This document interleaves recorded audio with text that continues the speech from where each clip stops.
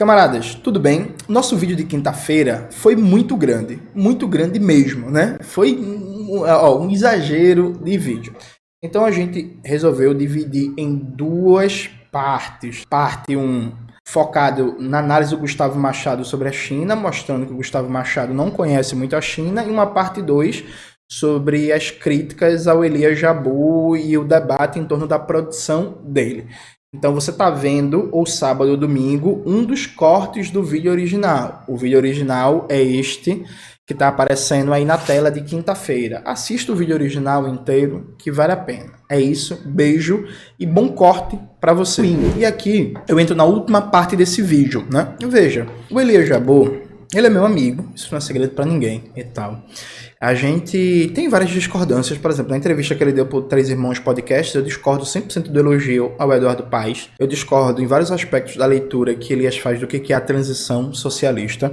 Só que veja, gente, o Elias ele tem uma obra, sabe? O Elias pesquisa a China há mais de 20 anos, ele tem uma porrada de livro publicado, tem uma porrada de artigo publicado. Veja, o Elias é um pesquisador importante, né? É um pesquisador que vem ganhando projeção, e ele vem ganhando projeção não é só por causa dos debates com liberais, por causa da internet, não, é porque realmente ele tem uma obra sólida, você discorde, você concorde, e por aí vai. Para mim, é muito claro, e aí provavelmente o Elias vai discordar de mim, mas para mim é muito claro que a formulação teórica do Elias tem 5 pilares fundamentais. O primeiro pilar, no âmbito do marxismo, o Elias se situa numa corrente teórica que lê que o fundamento, o aspecto principal da transição ao socialismo é o desenvolvimento das forças produtivas, né?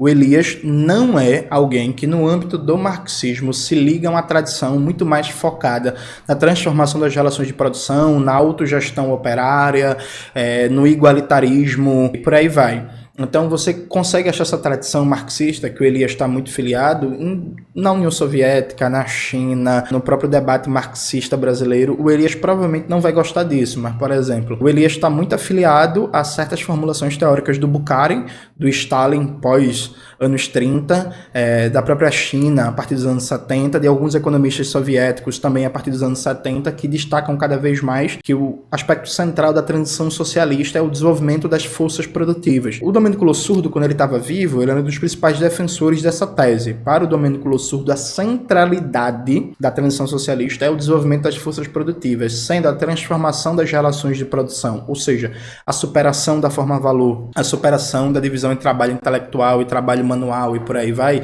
Isso só pode acontecer com a decorrência de um altíssimo grau de desenvolvimento das forças produtivas e não é a prioridade imediata. Isso é marxismo, gente. Isso existe. Isso tem uma larga tradição, percebe? Inclusive, na própria história da Revolução Chinesa, você pega o livro do Mao Zedong que eu citei no vídeo de terça-feira, organizado pelo Miguel Henrique Stedley, né? Mao Zedong e os métodos de direção da expressão popular. Acabei de esquecer o nome certinho do livro, Max. Citei o livro na terça-feira, mas se tu não achar, tu me pergunta. E você vai ver textos do Mao em que Mao oscila, inclusive. O próprio Mao Zedong em si, para não falar do Partido Comunista Chinês como um todo, em que em alguns momentos o foco está na transformação das relações de produção no sentido de aceleramento da superação das formas produtivas capitalistas.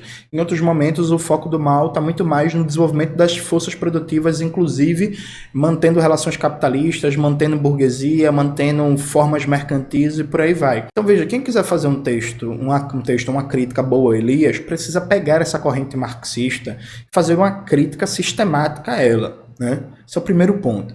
Segundo ponto, o Elias ele parte de uma reivindicação da obra do Inácio Rangel. O Gustavo Machado, de maneira bem desqualificada, fica dizendo que o Elias inventa a categoria, porque o Elias inventou o nome economia do projetamento. Aí, Gustavo, puta que pariu, né? O Elias pega isso do Inácio Rangel. O Inácio Rangel é um dos pensadores marxistas mais importantes da história do marxismo brasileiro no século XX, né? Ele tem um livro famoso sobre a inflação brasileira. Ele também lançou um livro muito famoso dos anos 50 sobre o dualismo estrutural na economia brasileira. Sim, gente, o Inácio Rangel defendia que o Brasil tinha relações no campo feudais e tal, mas não dá pra tirar o cara pra bosta por causa disso não, viu? Foi uma pessoa muito influente, uma pessoa muito importante no debate econômico e no marxismo brasileiro nos anos 50, 60 e 70. Então, assim, do ponto de vista do marxismo brasileiro, ele se filia muito, central o Inácio Rangel, tanto que ele chama de nova economia do projetamento, derivando diretamente da formulação do Inácio Rangel. Eu comprei os livros do Rangel, estão aqui nessa prateleira, estão na outra, do outro lado. Foi publicado, né, as obras escolhidas do Rangel. Coloca aí na tela, Maxwell, por favor. Eu já li o texto do Rangel, a economia do projetamento. Eu gostaria muito de ver uma crítica, sabe? Eu gostaria muito que alguém pegasse para fazer uma crítica sistemática e dizer assim, ó, Elias, tá errado, tá certo na apropriação do Rangel, o problema não é a apropriação do Rangel, o problema é o Rangel em si, a formulação dele sobre nova economia do projetamento tá certa ou tá errada. Assim, seria muito bom, sabe? Mas o Gustavo Machado, inclusive eu duvido que ele conheça o Inácio Rangel, porque grosso modo a tradição trotskista, ela ignora o marxismo brasileiro e latino-americano, né? E trotskista tem uma mania meio dogmática, como alguns stalinistas, que só lê sua própria corrente, né? Só lê sua própria corrente.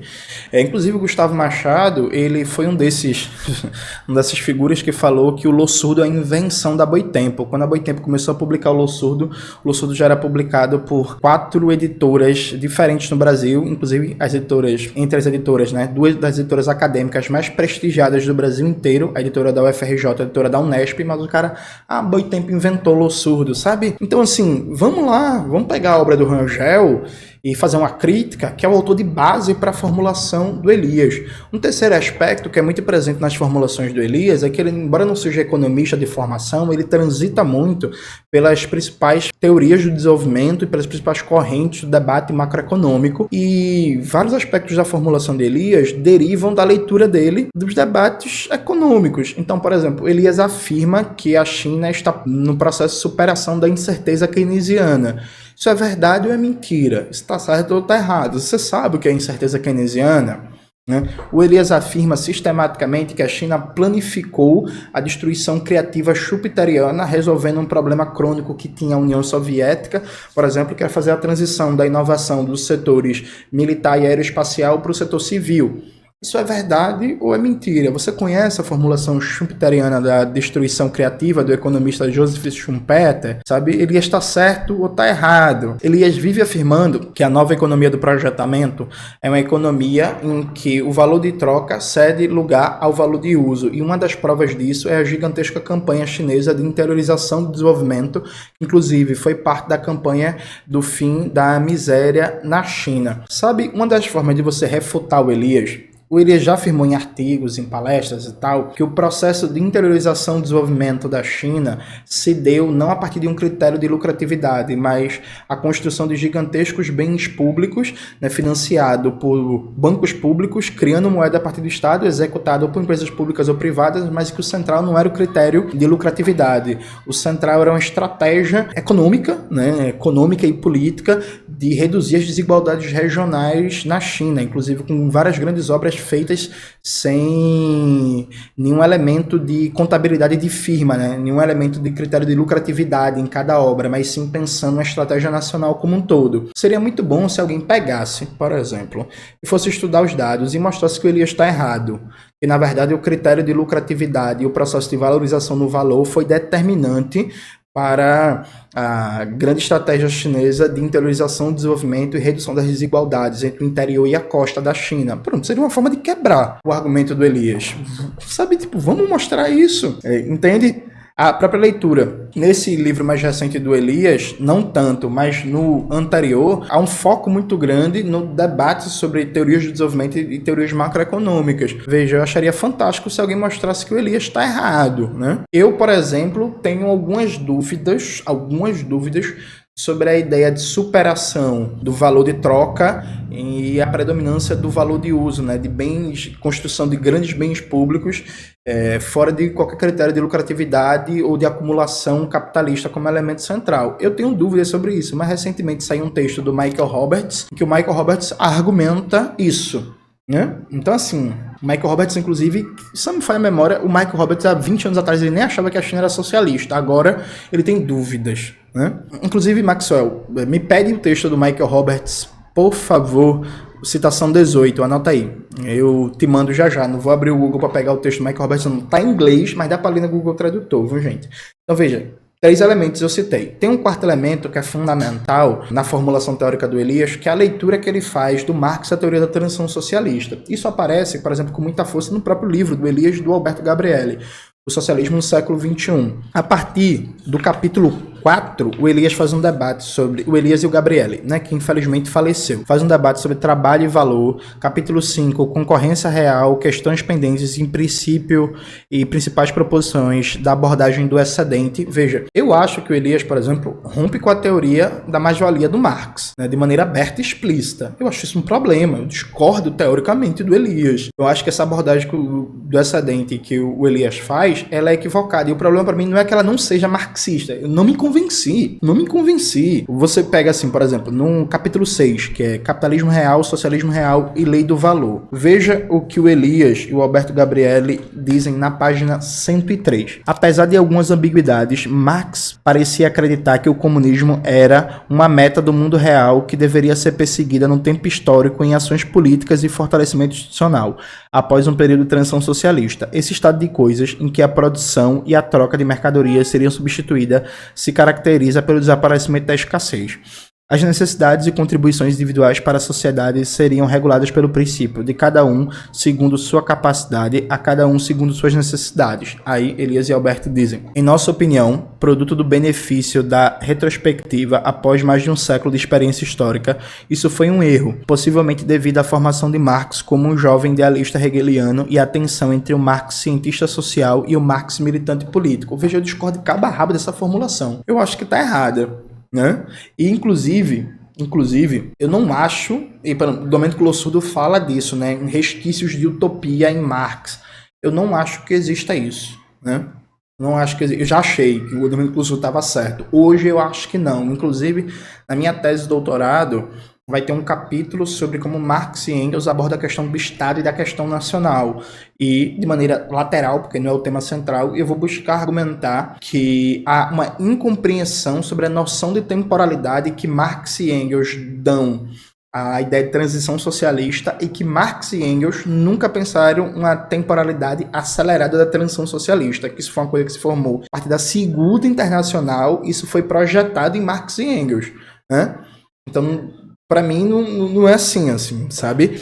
Então, por exemplo, eu discordo disso. Vamos pegar o livro do cara e os outros livros dele e fazer um debate, sabe? Eu acho que existe uma interpretação que Elias faz de Marx, do marxismo e dos próprios fundamentos da crítica da economia política, especialmente em relação à lei do valor, e eu vou mais discordar do que concordar. Vamos fazer o debate, fazer a crítica. O Gustavo não é, por exemplo, especialista em Marx. Pega o livro do Elias e do Alberto, faz a crítica. O livro vendeu 30 mil cópias. Não é possível que... Porque, por exemplo, eu já pensei em escrever uma crítica ao livro do Elias. Mas aí, bicho, todo mundo sabe que me acompanha, sabe que eu tornei o Brasil meu objeto central de estudos. Então, eu não quis parar para pegar de cabo a rabo e fazer uma crítica, especialmente por um motivo bem simples. Veja, eu consigo debater com Elias e com Alberto aqui alguns capítulos, né? Especialmente os capítulos mais teóricos, sobre modo de produção, sobre lei do valor, sobre teoria do excedente, abordagem do excedente econômico, mas eu não consigo debater com Elias e com Alberto a segunda parte do livro, né, com qualidade, que é a partir da página 135, que está intitulada A China como primeira experiência de uma nova classe de formações econômicos sociais, a construção de um macro setor produtivo, especialmente o capítulo 12, o capítulo 13 e o capítulo 14 são capítulos de muita pesquisa empírica sobre a China, né? E assim, sem zero problema, o Elias sabe infinitamente mais do que eu sobre a realidade empírica da China. Ele fez muito mais pesquisa em documento, pesquisa histórica, levantamento de bibliografia. Eu nunca viajei à China e por aí vai. Então assim, eu não conseguiria debater com eles.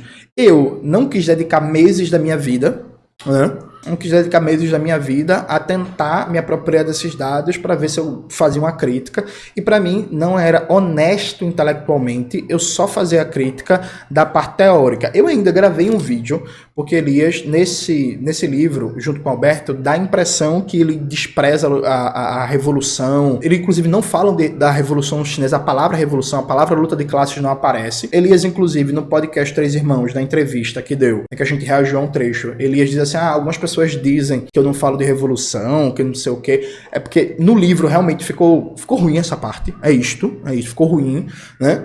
Mas assim, eu acho que algumas pessoas precisam superar um vício academicista. Porque, grosso modo, na universidade brasileira não existe debate teórico. Existe panelinha, existe puxada de tapete, existe queimar a pessoa, existe atacar ela pelos bastidores e por aí vai. Elias é um intelectual de sucesso, gente. É isso. O livro dele vendeu 30 mil cópias. Tá ligado? É um best-seller. É isso, o livro dele vendeu 30 mil cópias. O próximo livro dele vai com sobra. O próximo livro dele, com Roland Boer, provavelmente vai vender para mais de 10 mil cópias também. Então, vocês querem fazer um debate teórico, né? Vocês querem fazer um debate teórico com uma crítica? Tem que fazer, agora tem que fazer uma crítica qualificada, né? Esse negócio de rede social, de ficar xingando o cara, estigmatizando o cara e tal, isso não vai dar certo, né? O Gustavo Machado chama ele de propagandista do governo chinês. Essa coisa de estigma moral, não é isso, velho. Porque, veja, o cara tem uma obra, goste-se ou não, é isso, o cara tem uma obra, tem uma formulação teórica redondinha, nova economia do projetamento, é isso, procurar as regularidades e tal, as leis de desenvolvimento, nova formação econômico-social. Aí alguém que acompanha o Elias vai ver isso. Aí do outro lado vai ver alguém xingando o Elias, dizendo que o Elias é um mero propagandista do governo chinês. A pessoa vai dizer assim, menino, mas cadê o argumento? Então eu acho que o Elias está certo. Mutandis mutatis, acho que é assim que fala, é parecido com o que aconteceu comigo. A galera me xingando de neo-stalinista. Tem acadêmico famoso, prestigiado, tipo Luiz Felipe Miguel, da UNB, que já fez uns 7 ataques contra mim, mas nunca pegou um livro meu para fazer uma crítica. Nunca escreveu nada. Sabe? E aí, isso não pega, isso vai pegar para uma parcela pequena da galera, né? O Elias foi agora no podcast Três Irmãos, falou, o Elias não, o Gustavo, debatendo com um liberal ANCAP, o Gustavo falou que o Elias quer que a China domine o Brasil. Aí tem um bocado de gente nos comentários dizendo assim, é mentira, o Elias nunca falou isso. Vocês entendem? Veja, eu gostaria muito mesmo, que tivesse críticas mais qualificadas ao Elias, sabe? Eu gostaria, inclusive, de eu ter tempo de escrever isso. Infelizmente, eu não tenho, né? Eu posso fazer discordâncias ao Elias muito mais na leitura de Brasil, que hoje meu tema de estudos, meu tema de pesquisa, meu tema de vida é o Brasil. Eu adoraria que alguém pegasse o Inácio Rangel, que é um dos autores de base do Elias, desse uma desmontada, mostrasse aqui o que é que tá certo, o que é que tá errado, como o Inácio Rangel formula, por exemplo, sua questão sobre a economia do projetamento. Eu adoraria, perfeito? Mas o que eu acho que tá faltando de verdade é críticas sérias ao Elias, né? Eu acho que isso falta muito no debate intelectual brasileiro. Quando o Domênico Lossurdo estourou, faltou gente palhaça que só falava merda, que não leu o Lossurdo, besteira por cima de besteira, sabe? Então, assim, ou então, eu fiz várias críticas a Hannah Arendt, inclusive escrevi um livro, Raça, Classe e Revolução, a luta pelo poder popular nos Estados Unidos, em que o prefácio é dedicado a desconstruir a leitura teórica e histórica da Hannah Arendt sobre a Revolução Americana, né, a Revolução Estadunidense, que é positivada frente à Revolução Francesa, que é negativada. Veja, tá ali a formulação, tá ali o escrito, o estudo, as citações, papapá. Aí o que foi que os defensores de Hannah Arendt fizeram? Saíram me atacando, né? Saíram dizendo que não leu Hannah Arendt. Tá, e aí? É isso? É só isso? Qual é o erro? Assim, qual foi o argumento errado que eu usei? Tá certo ou tá errado? O que é que eu falei? Como é que é? Sabe? Então tá acontecendo a mesma coisa, né? Inclusive companheiros meus, camaradas de organização, acham que Elias é o suprassumo do revisionismo, é uma das figuras mais perigosas do oportunismo. Eu boto fé, eu acho uma opinião legítima. Vamos lá, vamos escrever uma crítica ao maior oportunista revisionista de todos, porque veja, embora eu conheça o sentido marxista rigoroso do termo revisionismo, oportunismo, vocês repararem, eu não uso muito isso, porque eu acho que essa coisa acaba sendo meio preguiçosa, porque você chama outro de revisionista e você nem precisa nem argumentar, né? É revisionista e por aí vai. Eu acho o marxismo brasileiro meio preguiçoso. Todo mundo é contra de Jamila Ribeiro e o suposto identitarismo, né? Quantos livros marxistas você conhece de crítica de Jamila Ribeiro? Quantos textos marxistas você conhece pegando o livro de Jamila Ribeiro, lugar de fala, e desmontando? Vamos lá. Só para dar um exemplo. Um bocado de marxista é crítico ao Michel Foucault, em vários aspectos com razão. Quantos estudos marxistas você conhece desmontando a obra do Foucault? Não vale citar o da Mavi Rodrigues, né? Que quando vai citar é o único que a galera cita. Eu conheço a ex-doutorada da Mavi Rodrigues. Não vale citar ela. Tirando a Mavi Rodrigues, vamos lá. Quantos estudos marxistas vocês conhecem de crítica? A obra do Foucault. Sabe?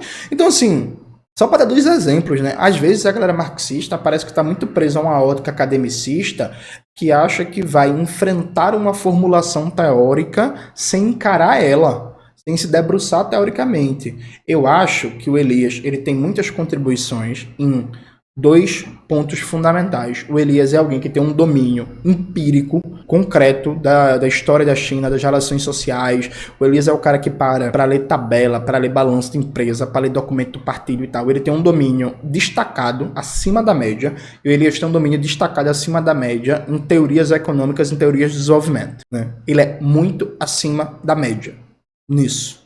Discordo da formulação do Elias, da interpretação dele sobre Marx e sobre a herança marxista. Eu tenho algumas semelhanças, mas muitas discordâncias também, como Elias se insere na tradição marxista do debate sobre transição socialista, a centralidade do desenvolvimento das forças produtivas. A gente não pensa igual nisso. E eu tenho fortíssimas discordâncias com Elias em relação à tradição marxista brasileira. A gente, inclusive, muitos anos atrás já fez um debate. Tava eu e a Juliane Furno defendendo a teoria marxista da dependência, e o Elias, o Paulo Gala e o Wallace como críticos, né? E o André Roncalha também. É outros tempos, né, gente? Tem até esse vídeo na internet, acho que tá no canal da Ju Furno. Se tu achar, coloca aí na tela, Maxwell. O Inácio Rangel não é meu santo de preferência, viu? Eu, inclusive, entre o Inácio Rangel e o Marini, eu fico com Marini sem sombra de dúvidas. E aí, eu acharia ótimo que alguém pegasse a obra do Elias, a produção do Elias, e fizesse uma crítica qualificada. Eu acho que está precisando. Eu acho que, inclusive, o intelectual que vem ganhando cada vez mais projeção, cada vez mais peso no debate público como Elias, ele... é até forma de respeito você fazer isso, né?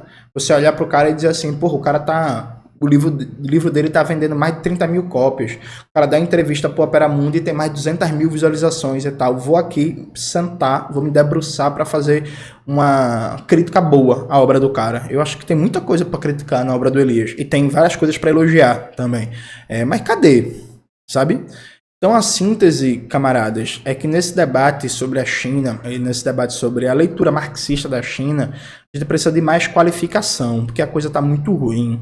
A coisa está muito vulgarizada, a coisa está muito superficial, a coisa está muito numa lógica acadêmica em que o foco não é a formulação científica, não é o debate teórico, não é os argumentos, o foco é estigmatizar a pessoa, é cancelar a pessoa, é querer destruir a pessoa, sabe? E acho que o Gustavo, inclusive, é um belo exemplo disso, embora não seja acadêmico no sentido de que não é um professor universitário que vive na academia e tal, mas o Gustavo tem um comportamento, sim, academicista, que não se propõe a entrar no âmago da formulação teórica, mas partir de um estigma negativo, tá chamando o cara de propagandista do governo chinês. E aí é engraçado, né? Porque, veja, só para terminar o raciocínio, se o livro de Elias e Alberto vendeu 30 mil cópias, qualquer pessoa que se proponha a escrever um livro-resposta, no mínimo vai vender 2 mil. Assim, vamos lá? Não sei se vocês sabem, a tiragem média do mercado editorial brasileiro é só 500 cópias, viu, gente? Então, assim, qualquer livro que vendeu 1000 cópias já é um sucesso, diga-se de passagem, viu? Então, assim, qualquer pessoa que escrever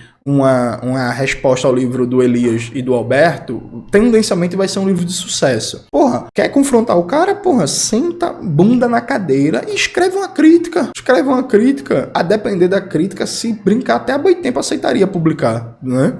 Depender da qualidade da crítica e por aí vai, seria sucesso. Fica aí a ideia, tá ligado? Eu mesmo compraria e leria, né? Agora o que não dá é esse nível de debate. Repito, o Elias errou em ter chamado o PSTU de seita, errou em ter atacado o PSTU, né?